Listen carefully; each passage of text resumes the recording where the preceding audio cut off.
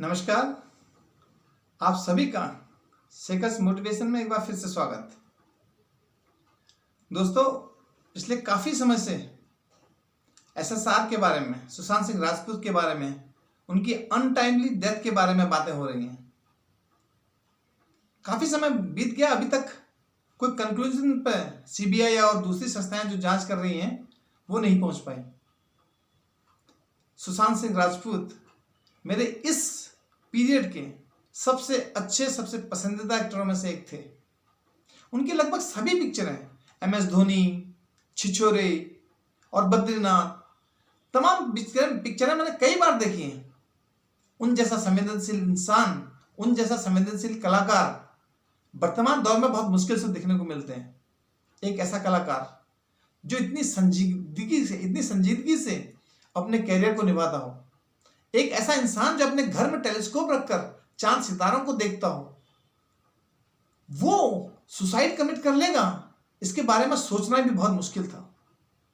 लेकिन सुसाइड तो हुआ है, उनकी अनटाइमली डेथ तो हुई है, क्योंकि इस देश के सबसे बड़े, सबसे प्रतिष्ठित जो अस्पताल है एम्स दिल्ली का, उसके सबसे अच्छे डॉक्टरों की टीम ने यह कंक्लूजन निकाला है कि सुशांत सिंह राजपूत ने सुसाइड कमिट किया है।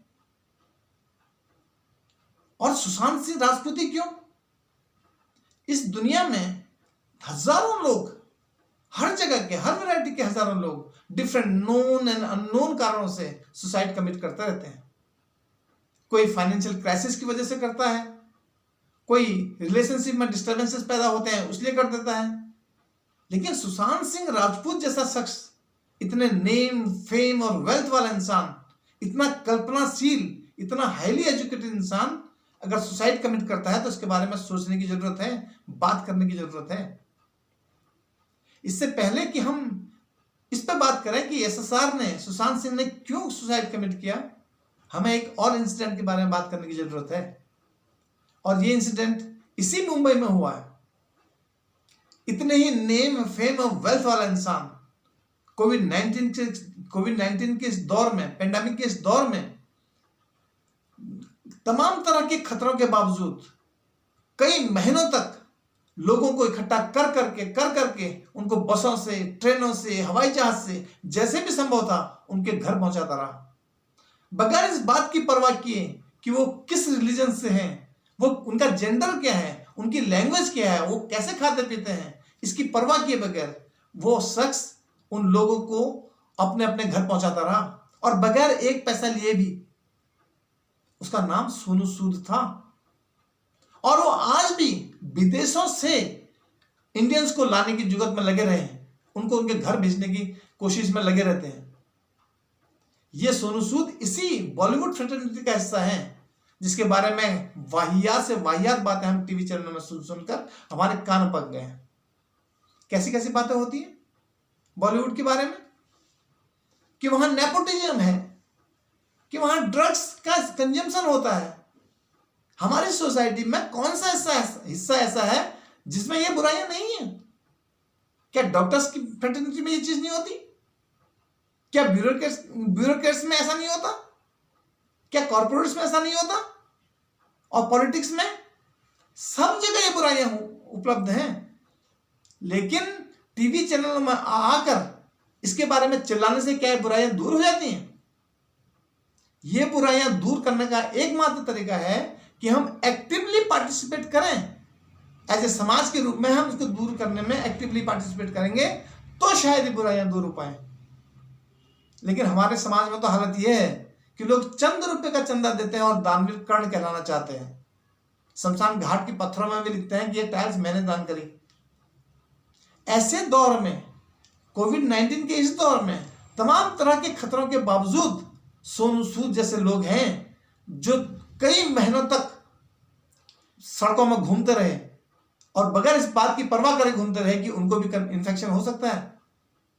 यहां तो लोगों ने अपने घर में हुई मौत को भी, उसको छूना तक मना कर दिया था। नगर पालिका वालों को बुलाते थे कि इसको ले जाओ। ऐसे खतरे के समय, ऐसी मुश्किल के समय सोनू सूद जैसे इंसान थे जो सोशल वर्क कर रहे थे, जो अपना सर्वस्व समाज के लिए दान कर रहे थे। ऐसे इंसान कभी डिप्रेशन में जा सकते हैं? ऐसे इंसान कभी सुसाइड कमिट कर सकते हैं? कभी नहीं कर सकते, नेवर। क्योंकि ऐसे इंसान हैं जो ट्रू ह्यूमन नेचर को डिफाइन करते हैं। यही तो असली ह्यूमन नेचर है, हेल्पिंग अदर्स का। समाज के रूप में हम समाज की भलाई के लिए, समाज के वैल्यूज के लिए काम नहीं करेंगे तो फिर कौन करेगा? हम जानवर नहीं है सर कि हमें भरपेट भोजन दे दो और बाड़े में कैद कर दो।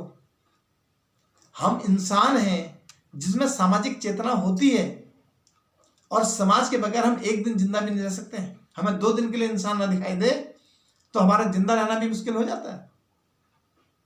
इसीलिए आप जितना ज्यादा सामाजिक कामों में भागीदारी करेंगे, आप जितना ज्यादा अपने आप को इन्वॉल्व करेंगे सोशल इश्यूज में, और मेरा तो मानना यह है कि एक समय के बाद आदमी को पूरी तरह सोशल इश्यूज में अपने आप को इन्वॉल्व कर देना चाहिए। क्योंकि जितना ज्यादा आप इन्वॉल्व होते हैं उतना ज्यादा आपको सुकून मिलता है, उतना ज्यादा आपको राहत मिलती है और आपको चैन की नींद आती है। यही तो असली जीवन का मकसद है। इसलिए अगर आप चाहते हैं कि ये दुनिया खूबसूरत बने, ये समाज सुंदर बने और आने वाली पीढ़ियां आप पर गर्व करें, आप पर रश करें, तो आप सोशल इश्यूज में, सामाजिक कामों में बढ़ चढ़ कर भागीदारी करना शुरू कर दीजिए। आप देखिएगा पीढ़ियां आप पर गर्व करेंगी। करिएगा जरूर, पीढ़ियां आपका इंतजार कर रही हैं। Thank you.